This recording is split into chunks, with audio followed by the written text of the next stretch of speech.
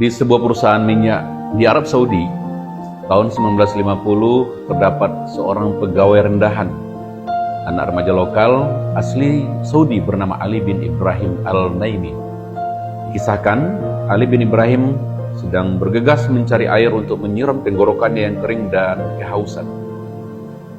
Secara kebetulan, Ali bin Ibrahim melihat air dingin yang tampak di depannya dan bersegera menuangkan air dingin tersebut ke dalam gelas.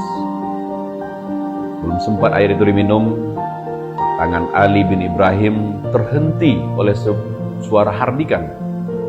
Seorang yang mengatakan bahwa dia tidak boleh minum air di sini karena dia hanya pekerja rendahan. Air ini hanya diperuntukkan khusus untuk insinyur.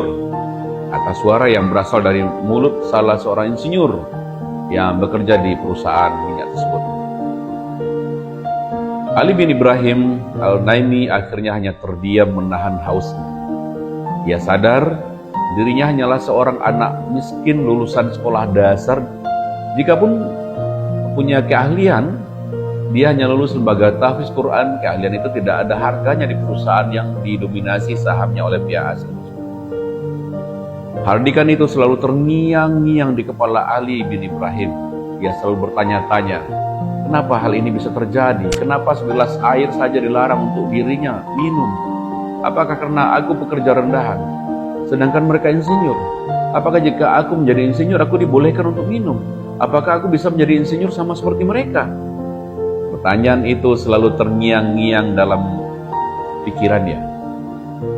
Kejadian ini akhirnya menjadi momentum dalam hidupnya untuk memunculkan komitmen besar bahwa dia harus mengubah nasibnya. Dia miskin bernama Ali bin Ibrahim, lalu bekerja keras siang dan malam melanjutkan sekolahnya pada malam hari. Hampir setiap hari ia kurang tidur karena harus bekerja dan bersekolah. Akhirnya, buah kerja keras Ali bin Ibrahim menggapai hasil. Ia akhirnya bisa lulus SMA dan kerja kerasnya membuat perusahaan memberi kesempatan padanya untuk melanjutkan studi.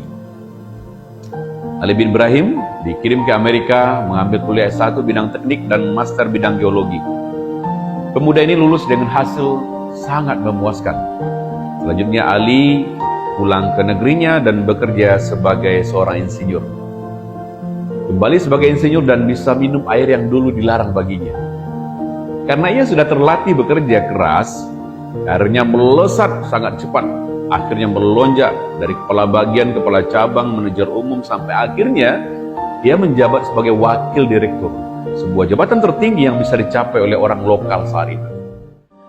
Saat Ali bin Ibrahim menjabat sebagai wakil direktur, insinyur yang dulu pernah mengusirnya justru menjadi bawahannya. Suatu hari, insinyur tersebut datang menghadap kepada Ali bin Ibrahim Al-Naimi karena ingin meminta izin cuti. Insinyur berkata, saya ingin mengajukan izin liburan dan saya harap Anda tidak mengaitkan kejadian air minum di masa lalu dengan pekerjaan saya saat ini, ujarnya. Saya berharap Anda tidak membalas dendam atas kekasaran dan keburukan perilaku saya di masa lalu, kata insinyur tersebut. Namun dengan senyum, sang wakil direktur mantan pekerja rendahan ini justru berkata, aku ingin berterima kasih padamu dari lubuk hatiku yang paling dalam. Karena kamu telah melarang aku minum saat itu. Dulu aku memang sangat benci padamu. Tetapi dengan izin Allah, kamulah wasilah kesuksesanku saat ini, ujarnya. Tidak hanya berhenti sampai di situ, akhirnya mantan pegawai rendahan ini menempati jabatan tertinggi di perusahaan tersebut. Ali bin Ibrahim Al-Naimi diangkat menjadi presiden direktur pertama yang berasal dari bangsa Arab. Ini perusahaan ini menghasilkan 3,4 juta barel dan mengendalikan lebih dari 100 ladang migas di Saudi Arabia dengan total cadangan 264 miliar barel minyak dan 253 triliun cadangan gas. Atas prestasinya tersebut, dia ditunjuk Raja Arab untuk menjabat sebagai Menteri Perminyakan dan Mineral yang mempunyai pengaruh sangat besar terhadap dunia. Hanya dengan mengembangkan hinaan menjadi dendam positif, isu segelas air minum di masa lalu membentuknya menjadi salah seorang penguasa minyak yang paling berpengaruh di seluruh dunia. Semoga kisah ini menginspirasi kita semua. Assalamualaikum warahmatullahi wabarakatuh.